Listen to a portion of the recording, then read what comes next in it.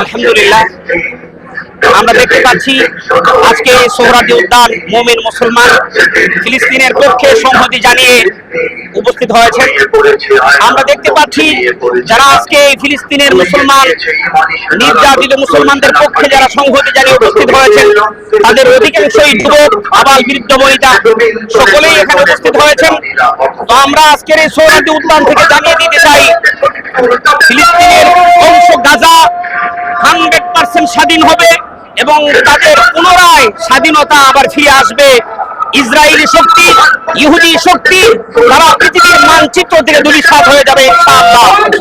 আমরা আশা এই ময়দান থেকে সেটাও জানিয়ে দিতে চাই, নবীজি সাল্লাল্লাহু আলাইহি ওয়াসাল্লাম বলেন, আমার এই আল্লাহর জমিনের উপরে কোরআন এবং মুসলমান উম্মাহর সবচাইতে বড় শক্তি হলো ইহুদি।